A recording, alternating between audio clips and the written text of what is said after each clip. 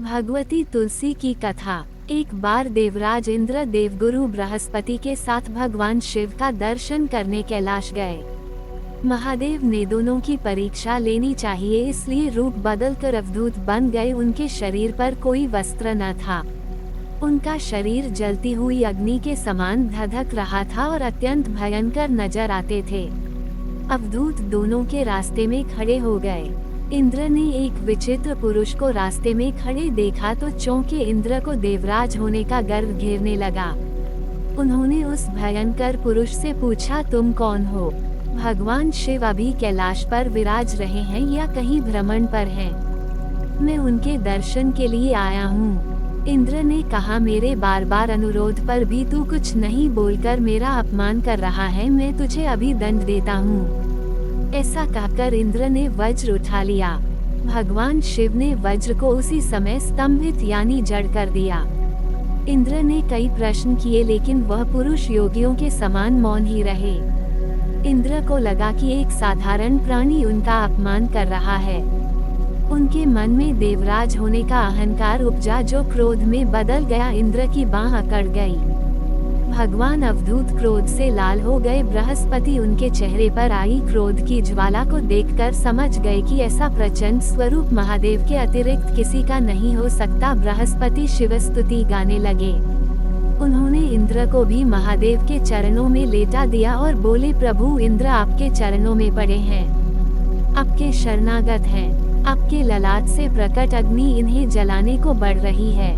हम शरणागतों की रक्षा करें। बृहस्पति ने विनती की, प्रभु भक्तों पर आपकी सदा कृपा बरसती है। आप भक्त वत्सल और सर्वसमर्थ हैं। आप इस तेज को कहीं और स्थान दे दीजिए ताकि इंद्र के प्राणों की रक्षा हो। भगवान रुद्र ने कहा, बृहस्पति मैं तुम पर बहुत प्रसन्न हूँ। इंद्र को जीवनदान देने के कारण तुम्हारा एक नाम जीव भी होगा। मेरे तीसरे नेत्र से प्रकट इस अग्नि का ताप देवता सहन नहीं कर सकते, इसलिए मैं इसको बहुत दूर छोड़ूंगा। महादेव ने उस तेज को हाथ में धारण कर समुद्र में फेंक दिया। वहां फेंके जाते ही भगवान शिव का वह तेज तत्काल एक बालक के रूप में परिवर्तित हो गया। सिंधु से उद्भव होने के कारण उसका नाम सिंधु पुत्र जलंधर प्रसिद्ध हुआ। जलंधर जिसका नाम शंखचूड़ भी हुआ। शिव के तेज से उत्पन्न हुआ था, इस कारण परम शक्तियों से संपन्न था। वह देवों से भी ज्यादा शक्तिवान था। वह उस तेज से पैदा हुआ था जो इंद्र को समाप्त करने वाला था, इसलिए असुरों ने उसे अपना राज बनाया। अवधूत रूप में ये लीला करने के बाद महादेव अंतर्धान हो गए। इंद्र के गर्व का भंजन भी हुआ, भगवान के दर्शन भी हो गए। तुलसी से जुड़ी एक कथा बहुत प्रचलित है। श्रीमद् देवी भागवत पुराण में इनके अवतरण की दिव्य लीला कथा भी बनाई गई है। एक बार शिव ने अपने तेज को समुद्र में फेंक दिया था। उससे एक महातेजस्वी बालक ने जन्म लिया। ये बालक आगे चलकर जलंधर के नाम से पराक्रमी दैत्य राजा बना। इसकी राजधानी का नाम जलंधर नगरी था। से दैत्यराज कालनेमी की कन्या वृंदा का विवाह जलंधर हुआ। जलंधर महाराक्षस था। अपनी सत्ता के मद में चूर उसने माता लक्ष्मी को पाने की कामना से युद्ध किया, परंतु समुद्र से ही उत्पन्न होने के कारण माता लक्ष्मी ने उसे अपने भाई के रूप में स्वीकार किया। वहां से पराजित होकर वह देवी पार्वती को पाने की लालसा से कैलाश पर्वत पर गया। भगवान देवाधिदेव शिव का ही रूप धरकर माता पार्वती के समीप गया, परंतु मां ने अपने योग बल से उसे तुरंत पहचान लिया तथा वहां से अंतर्ध्यान हो गईं। देवी पार्वती ने क्रुद्ध होकर सारा वृतांत भगवान विष्णु को सुनाया। जलंधर की पत्नी वृंदा अत्यंत पतिव्रता स्त्री थी। उसी के पतिव्रत धर्म की शक्ति से जलंधर न तो मारा जाता था और न ही पराजित होता था। इसीलिए जलंधर का नाश करने के लिए वृंदा के पतिव्रत धर्म को भंग करना बहुत जरूरी था। इसी कारण भगवान विष्णु ऋषि का वेश धारण कर वन में जा पहुँचे, जहाँ वृंदा अकेली भ्रमण कर रही थी।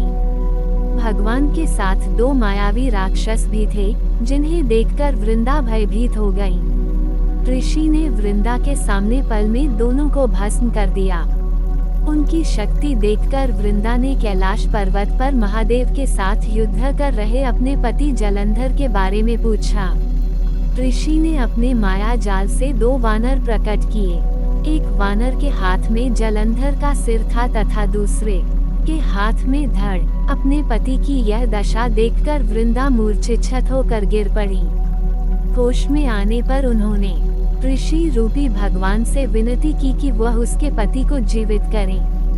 भगवान ने अपनी माया से पुनः जलंधर का सिर धड़ से जोड़ दिया, परंतु स्वयं भी वह उसी शरीर में प्रवेश कर गए। वृंदा को इस छल का जरा आभास न हुआ।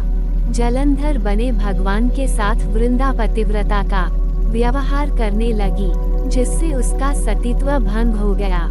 ऐसा होते ही वृंदा का पति जलंधर युद्ध में हार गया। इस सारी लीला का जब वृंदा को पता चला तो उसने क्रुद्ध होकर भगवान विष्णु को शिला होने का श्राप दे दिया तथा स्वयं सती हो गईं। जहाँ वृंदा भस्म हुई वहाँ तुलसी का पौधा उगा। भगवान विष्णु ने वृंदा से कहा, अंडस को, हे वृंदा, तुम अपने सतीत्व के कारण मुझे लक्ष्मी से भी अधिक प्रिय हो गई हो। अब तुम तुलसी के रूप में सदा मेरे साथ रहोगी। जो मनुष्य भी मेरे शालिग्राम रूप के साथ तुलसी का विवाह करेगा उसे इस लोक और परलोक में विपुल यश प्राप्त होगा। उसी दैत्य जलंधर की यह भूमि जलंधर नाम से विख्यात है। सती वृंदा का मंदिर मोहल्ला कोट, जिस घर में तुलसी होती है वहाँ यम के दूत भी असमय नहीं जा सकते। गंगा व नर्मदा के जल में स्नान तथा तुलसी का पूजन बराबर माना जाता है। चाहे मनुष्य कितना भी पापी क्यों ना हो, मृत्यु के समय जिसके प्राण मंजरी रहित तुलसी और गंगा जल मुख में रखकर निकल जाते हैं, वह पापों से मुक्त होकर वैकुंठ धाम को प्राप्त होता है। जो मनुष्य तुलसी व आंवलों की छाया में अपने पितरों का श्राद्ध करता है, उसके पितर मोक्ष को प्राप्त हो जाते हैं। उसी दैत्य जलंधर की यह भूमि जलंधर नाम से विख्यात है। सती वृंदा का मंदिर मोहल्ला कोट किशनचंद में स्थित है। कहते हैं इस स्थान पर एक प्राचीन गुफा थी जो सीधी हरिद्वार तक जाती थी। ऐसे और भी स्टोरी के लिए सब्सक्राइब, लाइक और फॉलो जरूर करें। डिस्क्लेमर, ये स्टोरी सामान्य मान्यताओं पर आधारित है। Thai60 एंटरटेनमेंट या मेरा कोई भी सोशल मीडिया अकाउंट इसकी पुष्टि नहीं करता है।